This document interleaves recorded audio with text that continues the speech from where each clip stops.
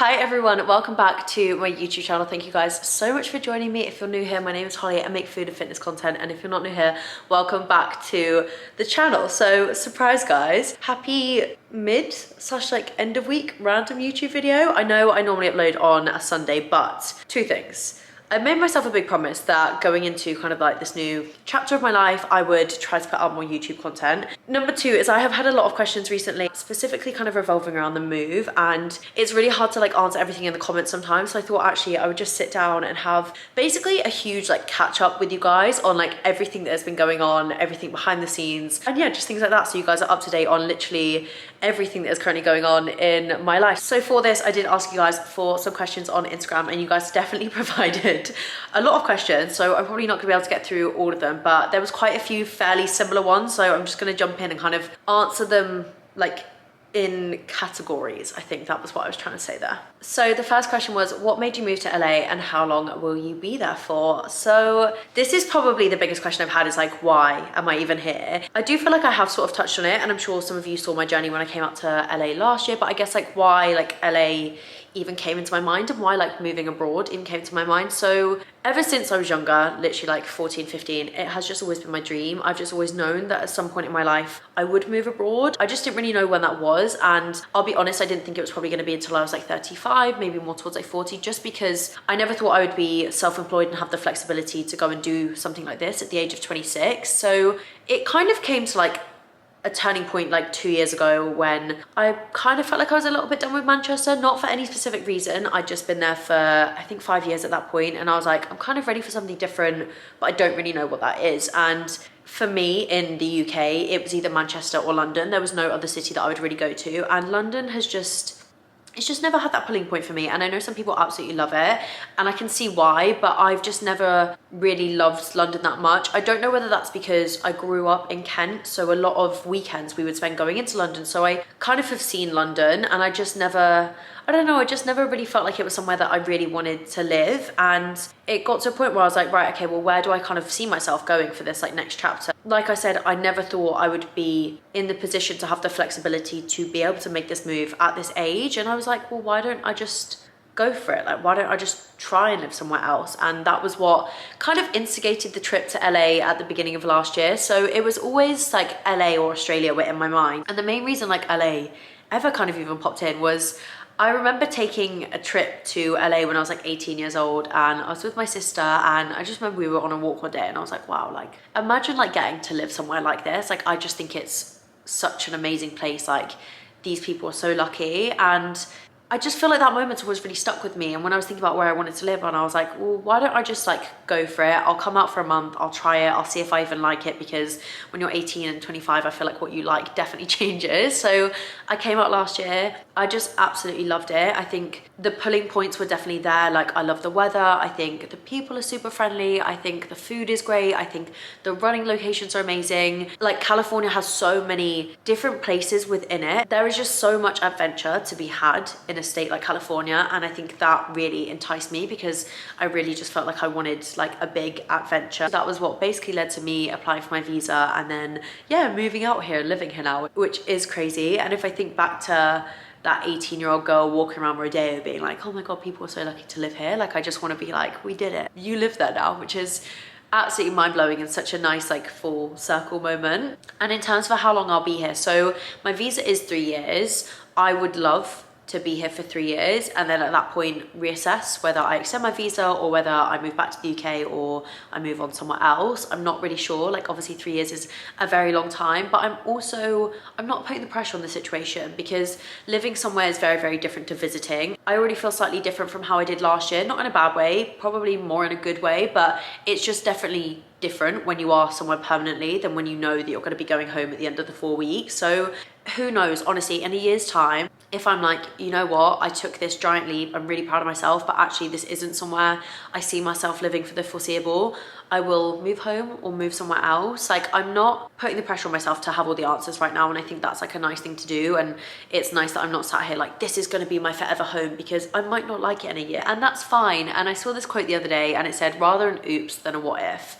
And I want that tattooed on my body, because that is my whole mindset with this thing. I would rather look back in a year's time and be like, you know what, like, it's not for me, than to have never tried. With my job as well, like, things could change in like the click of a fingers. Like, I might not be self-employed forever, I might not be in this position. So if I don't take advantage of this now, I feel like I would be doing myself a disservice. So that was basically why I decided to kind of take the leap at the moment. Two of the questions actually tying together really nicely, and the first one was, what were the biggest reservations about moving?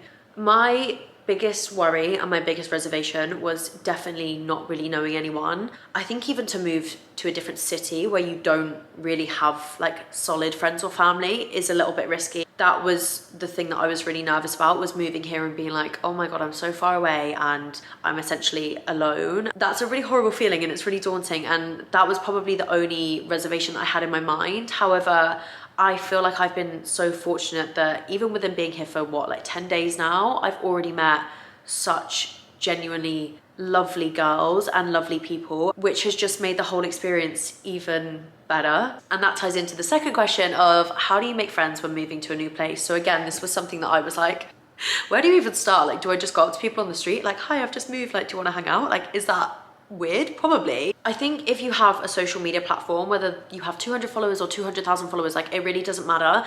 That provides you with a network and a way of interacting with people and meeting people without having to go out on the streets to really meet them. And obviously having a platform, I feel so fortunate that when I posted that I was moving here, I did have a couple of girls that maybe I had mutual friends with, or maybe I didn't know, but we followed each other, actually reach out and be like, oh my goodness, like, I live in the area, or I live near the area. If you need anything, let me know. If you want to go for breakfast, let me know.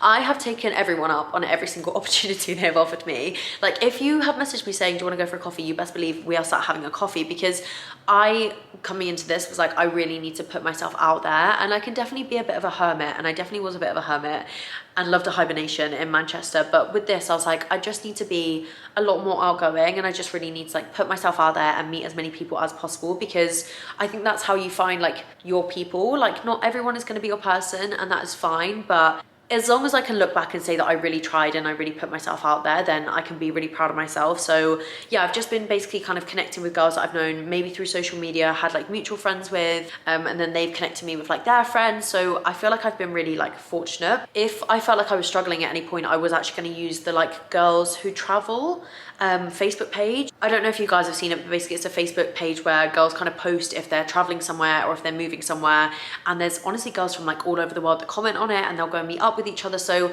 that's just like another really good way to connect with people. But yeah, just kind of taking any opportunity to make friends and just really like putting yourself out there is the best advice that I can give you. Like I said, I'm only 10 days in, so I'm not sat here giving advice like I'm a professional, but I feel like I've been really lucky so far, and I've had really good experiences with the girls that I have met. So hopefully something is working. So the next question, somebody said, will you be dating in LA? Have we learned nothing from the past year? No, not at the moment, definitely not at the moment. I cannot even tell you, my headspace could not be further away from dating than it is right now. Like, it just doesn't even like cross my mind. I just really am not in the space where I want a relationship. The only relationships I want are with friends and like girls, and that is where my focus is. I think we all have like a certain amount of energy in our bodies, and for me, I want to dedicate as much energy as possible into friendships at the moment, because friends will be there forever, always come and go, but I would really love to connect with really amazing like people here and make really amazing friends, because I think that is how a place becomes a home. So any time that I have is for the girlies right now, definitely not for the guys.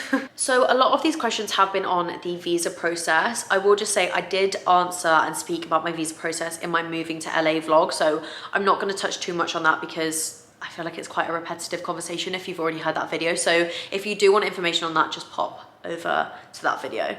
There is lots of questions on driving. So somebody said, how is it, and is it easy enough to get used to?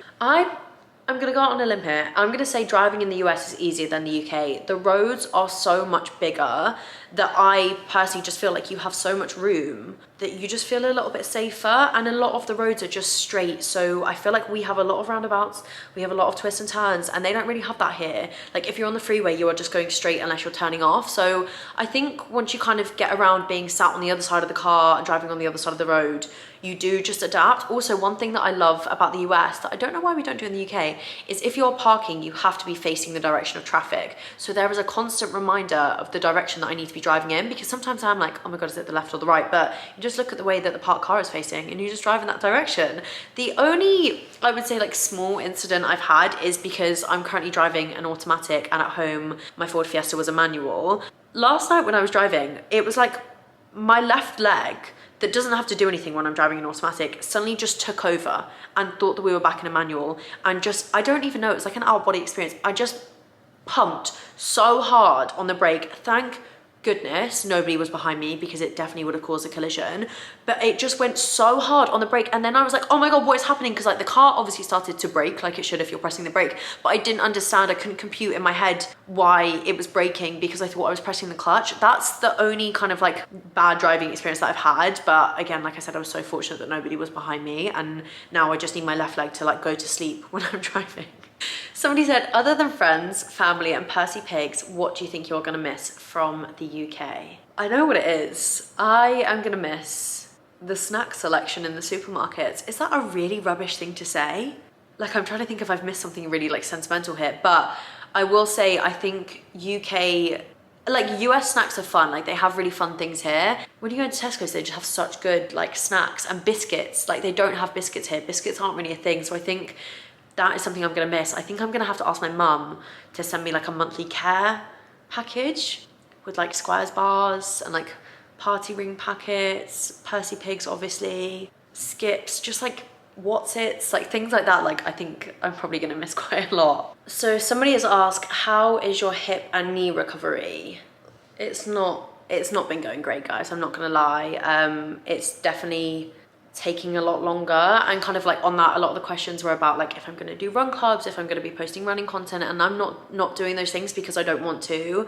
There is nothing in the world that I want to be doing right now more than like running and arranging like a run club or going to run clubs and doing those things. Like those are literally like my favorite things in the world, and it really sucks. And if I sit and I think about it for too long, I definitely will cry, because I've shed so many tears over this hip injury. And it's just one of these things, like when you're injured, you just sit and you're just like, what, like why is this happening? But I can't sit and dwell on it, because that's not gonna make me feel any better. All I can do is rehab it as best as possible and really hope that I'm gonna be back running ASAP. Tomorrow, so it is currently Wednesday, tomorrow Thursday, I am allowed to go for kind of like my first run. I do also have a physio appointment later today. I'm vlogging all of this, so hopefully I'll have a run tomorrow that's pain-free. I have now had 2 weeks off. I'm just really nervous. Like I think there's like a weird added element that people don't talk about with injuries, is like when you are finally able to run, like the anxiety of actually then going and doing that thing and still being in pain, or like just not knowing when like you're going to be back to normal, is like really horrible, and it's really like weighing on me at the moment. And I feel like it is making me quite sad, and especially because I'm like in a new place and like all my friends are going to run clubs, and I'm like, I want to come to a run club, but I can't run. I feel like my hip is literally cock blocking me from friendships at the moment. I think it's one of these things, all I can focus on is what I can do rather than what I can't do. And I can strength train, I can cycle, and I can swim. So I'm just trying to do all of those things to keep the strength in my legs and even strengthen them up even more, so that when I am able to run, my body feels like it's in the best position to be able to go out and do that. But I'm trying to remain really positive. So hopefully, like I said, tomorrow we'll go for that run and I'll be back running as per usual within the next few weeks. And then yeah, my huge goal is to start just like a super like chilled, casual little run club out here. I'm not really sure like when I'll do it, maybe like every other week. Just like a group of us can go to a little spot, have a little run, and just like make new friends and meet new people and that kind of thing. That is one of my biggest goals and one of my biggest like dreams that I had coming out here, was to do something like that. So yeah, we'll just, everybody keep their fingers crossed that the hip heals ASAP. So somebody asked, I hope you don't mind me asking, how can you afford a move to LA? Again, this is another question that I did get a lot, and I have seen a couple of little comments of people kind of like making their own assumptions, basically around the fact that like my mum and dad have paid for me to move here. I'm just gonna say I wish my mum and dad paid for me to move here. That would be really nice. I would love that. Also, if my mum and dad to pay for me to move here, like my sister would definitely be here with me. I don't know why she got the short end of the straw and she's like not getting a move to LA. No, I am self-funding all of this. I have been financially independent from my parents since the day I left university and I got my first full-time job. Everything that I've done and I do when I'm here is funded by myself. I have a really great job on social media. I work with incredible brands. I also have my own business, The Strong Girl Society, where we sell running guides and plans that I launched last year. So I fund everything myself. I pay for everything out of my own pocket. I think that is exactly why you will hear me actually say like, I am so proud of myself, because when I look around this flat and when I'm in my car that I'm gonna be getting, like I get to sit there and be like, I did this, I had a dream and I worked hard and I've achieved it. Being able to sit there and say that like I've done this all myself just makes it like even better for me and something that like I'm even more proud of, and just like a huge accomplishment that I know I'm going to look back on later in my life and be like, wow, like I'm so proud that like I was able to do that. Somebody said, are you renting or did you buy your flat? No, I definitely did not save that much money. I am renting my flat. I think that the house prices in LA are like London on steroids. Like to buy an apartment here probably isn't something that could potentially happen for a very, very long time. Excuse the scenery change. My camera did decide to die, so I've had to move you next to the plug socket while we finish the Q&A. Somebody said, would you ever do an Ironman? So I've had a lot of questions around triathlons, just because I think I've been posting a lot about like cycling and swimming because I can't obviously run at the moment. And I don't know about an Ironman. I definitely want to do a half Ironman. And I feel like if I do a half, I'm definitely gonna end up doing a whole. But I also don't wanna say that like lightly, because I think to complete an Ironman is one of the biggest achievements in like the fitness world. Like it blows my mind that people are able to do that. So I'm not saying it lightly, like, oh yeah, I'm obviously gonna take that off, because I think some people do. And I'm like, no, it's a whole, like, you run a marathon after swimming and cycling. And it's not just like a diddy little cycle, like the cycle is like a very big cycle, and it's a hard swim as well in like open water. So actually I had always planned to do some form of like triathlon. I definitely want to do like a sprint triathlon just to see if I even like it first.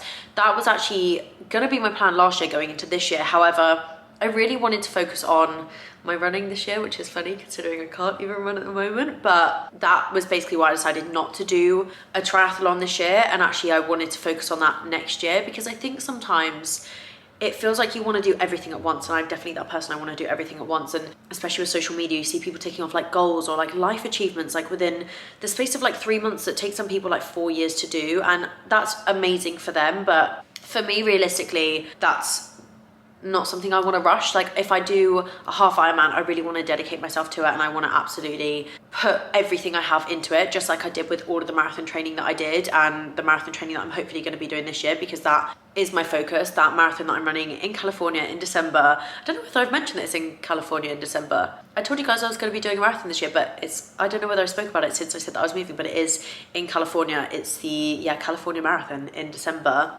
That is my aim for this year, is to just really enjoy training, still train for high rocks. It's just frustrating, everything has kind of been put on pause at the moment just because of my injury, but those are my focuses for the year. And then actually next year, my plan is to start focusing on a triathlon. I think with my break from running, it's kind of like made me think about it a little bit more. I do think I'm probably gonna invest in a bike while I'm here, because I have really been enjoying cycling classes, but I think cycling outside seems like it would just be like so much fun, and I have like such beautiful scenery around me. It seems like a waste to not go and like take advantage of that and cycle outside, especially if I won't be running. But obviously we don't really know how long I'm not going to be running for. But yeah, hopefully one day I'll do a half Ironman. Somebody has said, do you feel lonely at all after you've moved? No, I think this comes from living by myself anyway. Like I'm so comfortable and I love my own company. Like I just get to sit and watch what I want to watch on my phone, or like read what I want to read. And a lot of what I'm doing with content feels like it can be pretty constant sometimes. Like you're always creating a new video, you're always editing a new video. So I always feel like work-wise,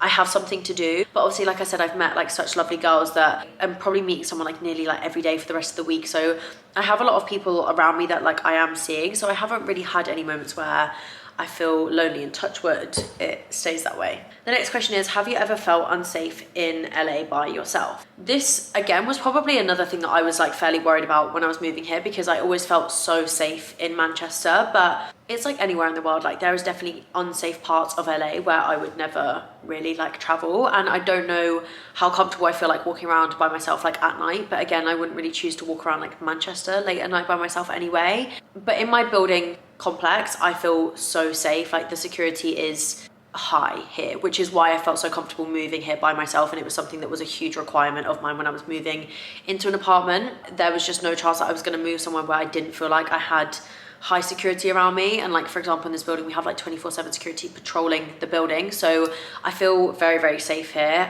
So I haven't really had any moments where I feel like unsafe at all. Somebody said, how many bags of Percy pigs have you taken with you? The limit does not exist. I think I literally have like 10 bags with me, and I'm gonna have to get my mum to send me some more. Honestly, they're my favorite like running snacks, so as soon as I start running again, I will be eating them in abundance, because I eat them as I run, just as like a little pick-me-up. So I'm trying to like stay away from my supplies now, so that I don't eat into them too much, and then when I start running again, I'm like, well, I've eaten all of them, just sat on the sofa, as opposed to like using them as my favorite snack when I run. I'm gonna finish on this final question, and that is, what advice can you give to somebody starting creating content for food and fitness at 27 years old? I want to say with this, and for anyone that's thinking of creating a social media page or anything, please just go for it. Like, please just do it. I would not be sat here, and I would not be living the life I'm living if it wasn't for social media. Like, social media has allowed me to live a life that I couldn't even dream of, and there is more than enough room for everybody within this industry. I never even thought of becoming an influencer when I started my platform, and I think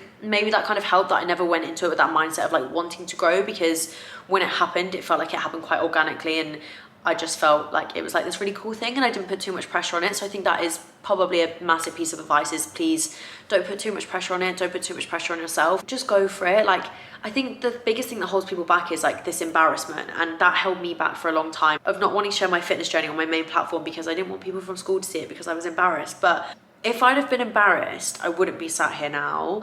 And if I'd have been embarrassed, I wouldn't have met half of my friends that I now have because of social media, and I wouldn't have had incredible opportunities. I've been on social media full time for 2 years now, and it has been the most incredible experience of my life, and I feel so grateful that this is my job. Just go for it, be authentic, be yourself, put your voice out there, because at the end of the day, you are what makes your content unique. By making your content you and putting your voice on it and putting like your stamp on it, that is what's going to separate you from everybody else. So yeah, I would just basically just say absolutely go for it. Like, the world is your oyster, and if you go for it and it doesn't work out, like I said earlier, rather an oops than a what if. But I am going to finish the Q&A here, and with that, like I mentioned, I am hopefully going to be bringing you guys more YouTube content when I'm here. That is a really big focus for me, so I hope you have enjoyed this video, and I'll see you on Sunday for the weekly vlog. Thanks for watching, guys. Please don't forget to like and subscribe.